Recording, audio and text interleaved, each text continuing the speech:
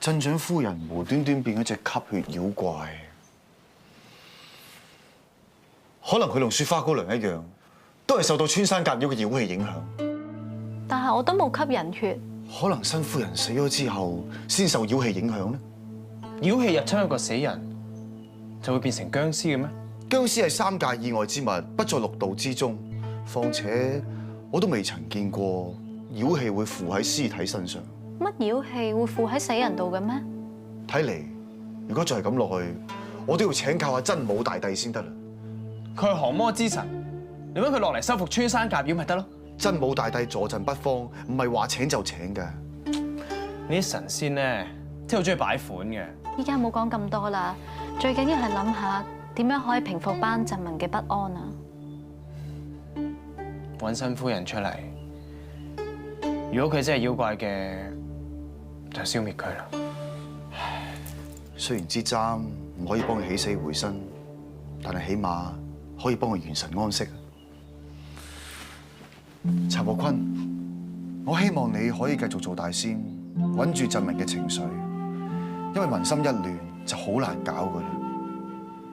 成個鎮最有威望嘅就係你，成個鎮嘅人只係會聽你講嘢。呢一種能力，連我呢個鎮大仙都望塵莫及。你唔使再俾高帽我戴啦。如果我再嬲你，咪顯得我好小氣。更何況，支髮簪係我掹出嚟，個禍係我闖，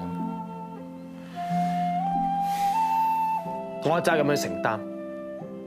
至於解唔解決到，就睇下宿命。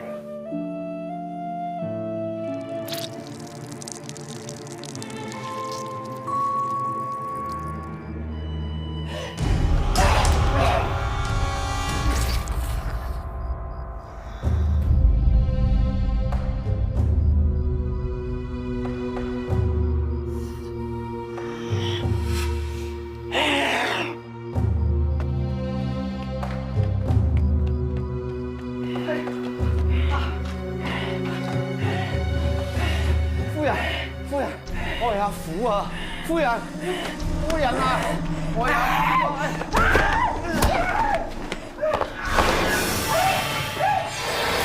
經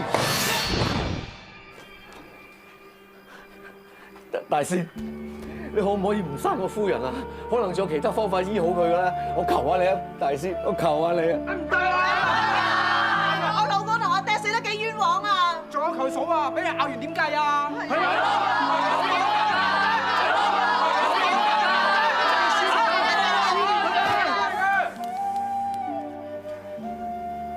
老鎮長，夫人佢已經冇晒意識，唔係一個活人嚟嘅。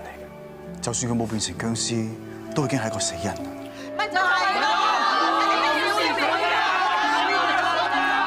大仙，既然係咁，我求下你俾些少時間，我同我夫人講幾句啊！可以。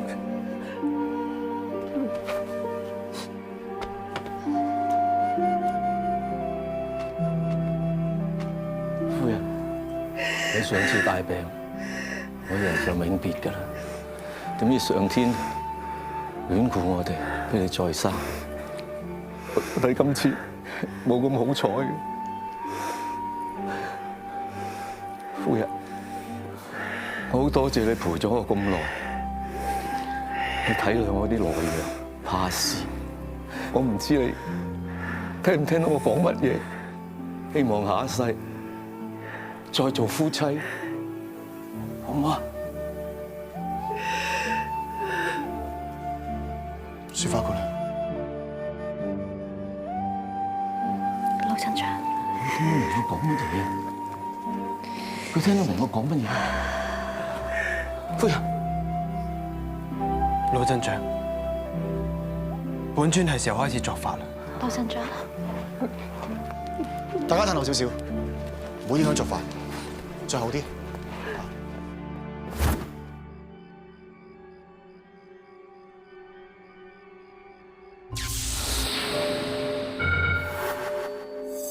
主持，夫人，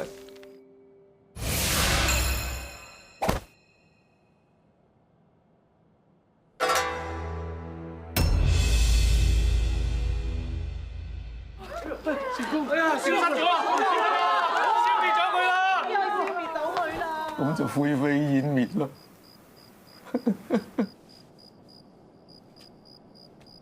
支髮簪咧？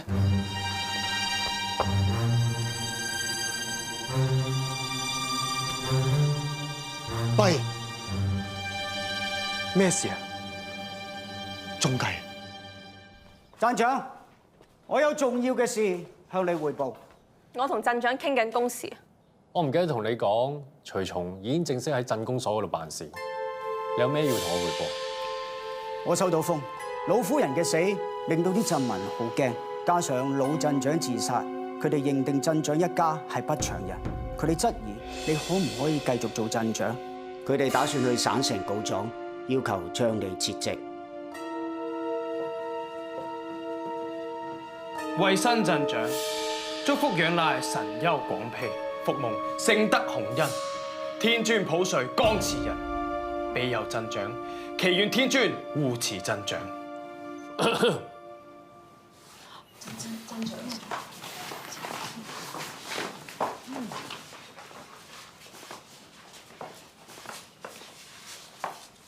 你哋喺度做咩？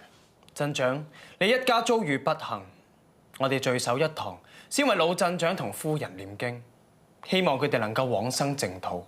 另外，我哋都為鎮長你祈福，祈求三尊神能夠護持鎮長，消四季之災，福祿臨門。真係？係啊，如果唔係，我哋喺度做咩？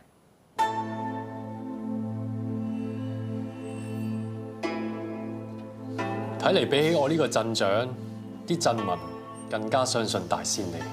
啲鎮民係知道我為鎮長你祈福，自唔理遠近聚首一堂，有影響力嘅係鎮長你。多謝你話俾我知，原來大家咁關心我好感動。唔阻你哋誦經。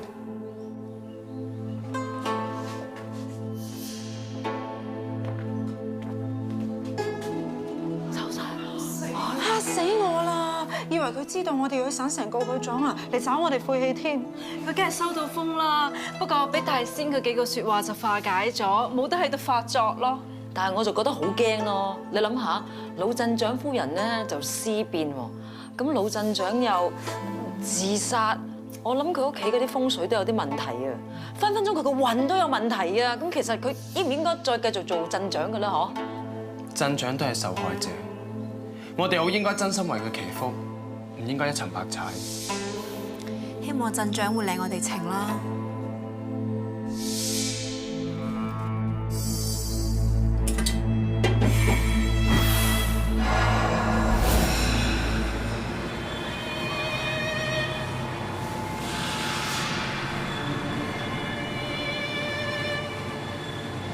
神氣唔可以摧毀啫，但係可以轉化佢嘅能量，咁就可以為我所用啦。